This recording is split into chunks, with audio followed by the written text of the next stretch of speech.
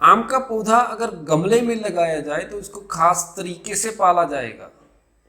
छोटे से गमले में फल उगाने की अलग तरीके अपनाए जाते हैं और जमीन पे लगाना एक अलग तरीका आ जाता है। आपको यह जानना पड़ता है कि बीज से फल लगाने में ये कितना समय लेता और अगर ग्राफ्टिंग लगाएं तो कितना समय लेगा। इसकी एक खास उम्र में कटाई छटाई होगी, वह कटाई छटाई से ही यह छोटे से गमले में ज्यादातर फल देने के लायक बन जाएगा। इसके सिवा आप खाद डालते हो तो जब आम फल निकालता है तो इसको एक खास तत्वों की खाद डाली जाती है। अगर वह एक छोटी उम्र में है तो इसको अलग तत्वों की खाद डाली जाएगी। ज्यादा पानी देने से फल गिरता है, ज्यादा धूप छोटी उम्र में लगने से फल मरता है। इसलिए आपको मौसम पे ध्यान दिया जाता है, कब कौन से मौसम में इसकी हवा पानी और मिट्टी कौन सी होगी। इसकी कुछ किस्में बड़े आकार के पौधे होती हैं और कुछ किस्में बोनी किस्में आएंगी, जिसमें आपको गमले में बोनी किस्म कौन सी रहेगी वो सभी जानकारी आपको आगे आगे धीरे धीरे मिलती रहेगी। यह भी नहीं कि आप किसी 1 फीट के ही गमले में इसको लगा दें। इसको एक खास आकार का गमला चाहिए होगा जो कि सक्षम रहे कि इसकी पूरी की पूरी इतनी जड़ें पैदा हो सके ताकि फल कामयाबी तरीके से उभर सके। अम्रपाली किस्म आम की बोनी किस्म है जो कि 0 से लेकर 50 डिग्री तापमान पर आसानी से उगती रहती। पहले ज्यादातर किसानों को यही परेशानी थी कि उनके बड़े बड़े वृक्ष खड़े हो जाते आम के। इतनी ऊंचाई में तो लगे फलों के गिरने से ही कुछ फल खराब हो पड़ते। इतनी ऊंचाई पे तो छिड़काव करना मुश्किल हो जाता कीटनाशक का। और इतनी बड़े वृक्ष की जड़ें भी इतनी बड़ी होती कि उनको खाद भी दुगनी तिगनी मात्रा में देनी पड़ती। तो उन्होंने जो किस्म ढूंढी वो अम्रपाली किस्म आम की बोनी किस्म है। इसके अलावा आम की ऐसी किस्म है जिसको 12मासी आम बोला जाता है। यह पूरे साल फल देता है, एक साल में वह 3 बार आपको फल लेके आएगा। इस पौधे की उम्र इतनी है कि आपको यह आपकी उम्र से तो ज्यादा फल देता रहेगा। इसी कारण से इसको फल देने की उम्र आने में भी समय लगता है। अगर आप इसको बीज से लगाते हो तो यह तकरीबन 9 साल तक तो आपको फल देगा ही नहीं। इसीलिए ग्राफ्टिंग करना इसके लिए सबसे अच्छा तरीका आ जाता है अगर आप पहले साल में से ही फल लेना शुरू करना चाहते हो। ग्राफ्टिंग करने का यह तरीका आ जाता है कि आपके पास एक ऐसा पौधा होना चाहिए जिसकी अच्छी भली जड़ें हो, चाहे वो 1 महीने का हो या फिर 2 महीने का। उस 1-2 महीने के पौधे के ऊपर से कटिंग कर हम ऐसे पौधे की टहनी को जोड़ते हैं जिस टहनी में से पहले से ही फल आ रहा है। इसमें ध्यान यह रखा जाता है कि आपके छोटे पौधे की जितनी मोटाई की टहनी है उतनी मोटाई की टहनी ही आप इस्तेमाल करें ऊपर जोड़ने के लिए। निचली टहनी के बीचों बीच एक कट लगाकर आप उसमें मैच्योर टहनी को छील कर बीच में लगा देते हो ताकि दोनों के छीले हुए हिस्से आपस में जुड़ सके और इसको हवा न लगे तो इसको एक अच्छी और टाइट पॉलीथीन से बांध दिया जाता है। 1 महीने में यह आपस में अच्छी तरह से जुड़ जाएंगे और कुछ वजह से यह यहाँ पर कामयाब नहीं होता अगर आप इसको पहले दिन से ही धूप में रखना शुरू कर देते हो। जब यह ज्वाइंट लग जाता है तो इसको छाया में रखा जाता है 1 महीने तक। ना ही इस पे हवा पड़नी चाहिए, ना ही इसमें धूप लगनी चाहिए। इस पूरे के पूरे पौधे को हवा न लगे तो इसको एक लिफाफे से ढक लिया जाता है और जो आपने ऊपर टहनी जोड़ी उसके सभी पत्ते निकाल दिए जाते हैं क्योंकि जड़ों के पास अभी इतनी ताकत नहीं कि यह लगे लगाए इतने बड़े पत्तों को भी खाना दे सके। यह सफल तभी भी नहीं होगा अगर आप जिस छुरी से इसको काटते हो वह छुरी गंदी है, इसमें कोई कीट या फिर कोई भी कण लगा हुआ है किसी अन्य चीज का। यह सफल तभी भी नहीं होगा अगर आप इसको इस मौसम में यह चीज करते हो जिस मौसम में पौधा ग्रोथ नहीं करता। यह बुनियाद जान ले, अगर आप छोटा पौधा कहीं भी लगाते हो तो वो इस मौसम में लगाया जाता है जिस मौसम में पौधे सबसे ज़्यादा ग्रोथ करते हैं। हमारे नॉर्थ भारत में फरवरी से मार्च के महीने में यह पौधा लगाया जाता है। इसकी ग्राफ्टिंग कर सकते हैं, या फिर जुलाई और अगस्त का महीना जिस मौसम में यहाँ पर सबसे ज़्यादा बरसात होती है उस मौसम में यह ग्राफ्टिंग की जा सकती है। आपको महीने को रट्टा लगाने की जरूरत नहीं पड़ेगी, आपको बस अपने जगह के मुताबिक देख लें कि किस मौसम में सबसे ज़्यादा दूसरे फल पौधे भी अच्छी से ग्रोथ कर पाते हैं। अगर आप यह 4-5 बातें अपने दिमाग में डाल लेते हो तो आप किसी भी पौधे को ग्राफ्ट कर पाओगे। इन बुनियादों को पकड़कर ही नए नए आविष्कार किए गए। ग्राफ्टिंग के बाद अभी एयर लेयरिंग की जाती है। एयर लेयरिंग में हम किसी भी टहनी को छीलकर वहीं पर मिट्टी का या फिर खाद का लिफाफा बांध देते हैं कि वही छीली हुई जगह से वह जड़ें निकालना शुरू करते हैं। जो वह जड़ें निकाल देगा तो नीचे से काट वह आपका एक नया पौधा तैयार हो जाएगा। थोड़ा सा आविष्कार और किया उन्होंने, इन्हीं बुनियादों को समझ के वो मिट्टी के बजाय अभी लगी लगाई टहनी में पानी बांध देते हैं तो पानी में जड़ें बढ़ाना शुरू कर देता है।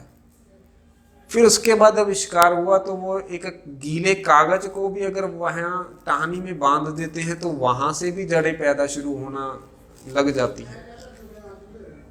तो आपको तो बस यह बुनियाद को पकड़ के रखना है। आविष्कार यहाँ बंद नहीं हुआ, अभी तो एक मैच्योर टहनी में 7 जड़ें लगा दी जाती हैं। जैसे हम एक पौधे को एक से जोड़ते हैं इसी तरह उसके आजू बाजू में 7 अन्य पौधे की जड़ों को जोड़ देते हैं ताकि 7 जड़ों वाले पौधे एक साथ उसको खाना दे सके और वह और जल्दी से बढ़ सके। इसमें होता क्या कि जो काम उसने 6 महीने में करना था अभी वह पौधा 1 महीने में करना शुरू कर देगा। 30 दिनों के बाद यह गमले में लगने के लिए तैयार है, जिसके लिए आपको 24 इंच या फिर 30 इंच लंबा ग्रो बैग चाहिए होगा, जो कि काफ़ी सस्ता भी होगा और काफ़ी लंबे समय तक चलने वाला होगा। साथ में यह यूवी ट्रीटेड किया जाता है जिसकी वजह से इस पे हवा पानी धूप से यह गलता नहीं है। आपने एक पौधे को सालों साल चलाना है तो इसमें आप 40% हिस्सा तो खाद का ही पहले से ही डाल दीजिए, जिसके लिए सबसे अच्छा माध्यम वर्मी कंपोस्ट का ही रहेगा। केमिकल फल तो हम बाजारों से भी ले सकते हैं। ऑर्गेनिक उगाने के लिए इसकी खाद है जो कि ज़्यादा जगह घेरती है, बजाय अगर केमिकल हो तो वो कुछ दाने ही बेहतर रहते हैं। तो इसीलिए पहले से ही आप जितनी खाद डाल सके डालें, क्योंकि बाद में यहाँ पर खाद डालने के लिए जगह भी न रहेगी। तो इसमें ज़्यादातर हिस्सा आप खाद का ही डालें बजाय सूखी मिट्टी के। ग्रो बैग्स आप डायरेक्टली ग्रोसवा मैन्युफैक्चरिंग से ही खरीद सकते हो, जिसका नंबर आपको स्क्रीन पर आ रहा होगा। इनसे डायरेक्ट कॉल कीजिए या फिर आप इस पर व्हाट्सएप कर इनसे जानकारी पहले ले सकते हो। यह आपको भारत में किसी भी राज्य में हो आपके घर तक डिलीवर करके जाएंगे। ग्रो बैग सीमेंट के गमले के बजाय काफ़ी हल्का भी रहता है, जिससे आपकी छत पे भार भी ना पड़ेगा, और प्लास्टिक के गमले से यह काफ़ी सस्ता भी रहेगा। अगर आप इसको ग्रो बैग में लगा ऐसे ही छोड़ देते हो तो यह अपनी 1 या 2 टहनी को बढ़ाता रहेगा लंबाई में, और 1 या 2 टहनी पर ही फल लगेंगे। पर गमले के मुताबिक इसको ढालकर हम इस पे 10 टहनियों को निकाल 10 टहनियों पे फल ले सकते हैं। अगर एक टहनी में 5 फल लगते हैं तो 10 टहनियाँ करके हम इसमें 50 फल तक भी लगवा सकते हैं, जिसके लिए आपको 2 महीने छोड़ इसको जितना बढ़ना है बढ़ने देने के बाद 1.5 फीट की ऊंचाई पे आपको इस पे तिरछा कट लगाना है ताकि इसके निचले पोर्शन से और टहनियाँ निकल सके। कट लगाने से पहले आप यह देख लें कि जहाँ से आप इसको काट रहे हो उसके नीचे 2-3 गांठें और होनी चाहिए। उन गांठों से 2-3 नई ब्रांच निकलेंगी और फिर से 2-3 महीने छोड़कर जब उनकी निचली ब्रांच में से वह टहनियाँ भी 1-1 फीट लंबी हो जाएं तो उसको भी ऊपर से काटना पड़ेगा ताकि दूसरी निकली टहनी से तीसरी टहनी निकल सके। तीसरी टहनी का मकसद यह है आ जाता है कि तीसरी टहनी में फल तो पक्का हो जाएगा कि फल वहाँ से निकलेंगे ही निकलेंगे, जिसको 3G कटिंग भी बोला जाता है। इसी प्रकार थोड़ा अगर आप और बढ़वाना चाहते हो तो इसको 4G कटिंग कर सकते हो। इस तीसरी टहनी को भी काट कर उसके निचले हिस्से में से चौथी टहनी निकलेगी। बीच में से जो टहनियाँ कमज़ोर आपको दिखाई पड़े उनको भी काटते रहें। यह कटाई छटाई तो आपको हर एक साल करते रहना होगा। फल आने को तो पहले साल में आता है, पर आप अगर यह पहले साल सिर्फ इसका आकार बनाने में लगा दें तो अगले सभी साल आप अच्छे फल ले पाएंगे।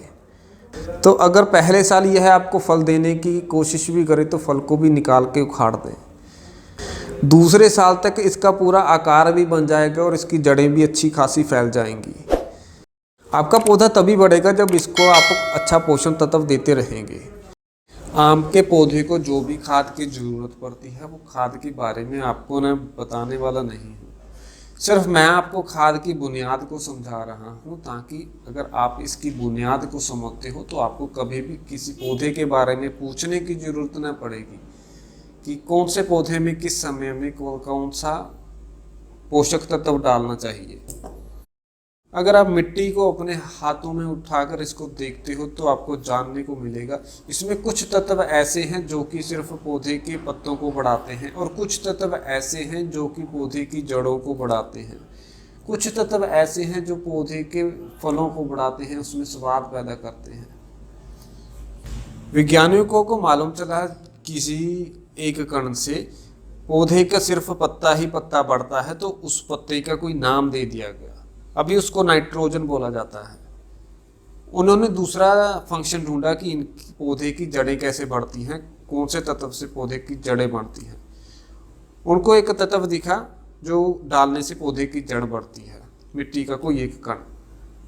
तो उन्होंने पा लिया कि दूसरा इस प्रकार का जो तत्व है ये पौधे की जड़ों को बनाता है, इसको उन्होंने नाम दे दिया पी, फॉस्फोरस बोला जाता है उसको। और फिर उन्होंने जाना कि फल तो लगता है, फल में जो मिठास पैदा करता है इसका भी कोई कण होना चाहिए, क्योंकि पौधा जितना भी बड़ा है ये छोटे छोटे फंक्शनों से बना हुआ है। तो हर एक फंक्शन को एक अलग कण सहायक करता है। तो मिठास डालने के लिए उन्होंने एक पहला कण फेंका तो मिठास ना है, दूसरा कण फेंका, तीसरा कण फेंका, चौथे कण पे उसको एक दिखा कि चौथा कण डालने से मिठास बढ़ती है। जो चौथे कण का उन्होंने नाम देना था, उनका नाम उन्होंने दे दिया के, जिसको पोटाशियम बोला जाता है। तो आप ये 3 बेसिक को समझ लीजिए। मिट्टी में जो कण हैं वो कणों में से कुछ तत्व आपके पौधे की सिर्फ पत्तों को बढ़ाते हैं, कुछ तत्व जो कि हैं वो आपके जड़ों को बढ़ाते हैं, तने को बढ़ाते हैं, उसमें मजबूती पैदा करते हैं, और कुछ तत्व ऐसे हैं जो कि सिर्फ मिठास में काम आते हैं। तो इसको NPK बोला जाता है। बहुत ही प्रचार में, बहुत ही ज़्यादा मार्केट में बिकने वाली खाद है। तो आपको बस यही देखना है कि जब आपने आम का पौधा ज़मीन पे लगवाया है तो आपको पता होना चाहिए अभी आप क्या चाहते हो कि अभी ये अगले 2 महीने तक किस प्रकार से बढ़े। आपको पता होगा कि अभी चाहते हो आप इसकी जड़ें भी बढ़े और इसके तना बढ़े, इसके पत्तों का संख्या बढ़े। तो आपको पता है 2 फंक्शन चाहिए आपको, एक तना बढ़ाने वाला और दूसरा पत्ता बढ़ाने वाला। तो आप उसको इसमें से NPK में से N और P को उठा के इसमें डालोगे, ये केमिकल अगर आप सीखना चाहते हो। अगर आप ऑर्गेनिक हो तो ऑर्गेनिक में तो सभी कुछ मिला जुला होता है, आप कम मिले जुली खाद होती है। तो आप इसमें कोई भी कुछ प्रकार आप वर्मी कंपोस्ट को डाल सकते हो, उसमें मिले जुले कण होते हैं, पौधा अपने आप वहाँ से उठाता रहता है।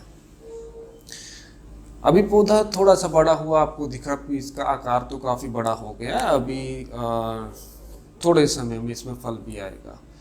तो फल आ रहा है तो आपको पता है जो तीसरा कण है वो पौधे में मिठास पैदा करता है। तो फलों के समय में आप इसमें पोटाशियम डालोगे। तो ये तीनों को समझ के आप किसी भी पौधे में इसका इसी प्रकार काम कर सकते हो। अगर किसी नाइट्रोजन खाद हमें गोबर से मिलेगी, फॉस्फोरस हमें वर्मी कंपोस्ट से मिलेगी, और पोटाशियम हमें राख से मिल सकती है, या फिर केले के छिलके से बनाई खाद से भी पोटाशियम मिलता रहेगा। अगर केमिकल की बात करें तो वह अलग अलग आपको कण दे देंगे, एक नाइट्रोजन का, फॉस्फोरस का, पोटाशियम का। इस तरह से 1.5 साल में आपको अगले हर एक साल में फल मिलता रहेगा। और छत पर आम उगाने के लिए ग्रो बैग आप स्क्रीन पर दिए गए नंबर से मंगवा सकते हो। बाकी रही बची जानकारी आपके कमेंट में आ रहे सुझावों से अगली वीडियो में कवर होती रहेगी। यह जानकारी आपके काम की हो तो लाइक या फिर डिसलाइक करके ज़रूर बताइएगा।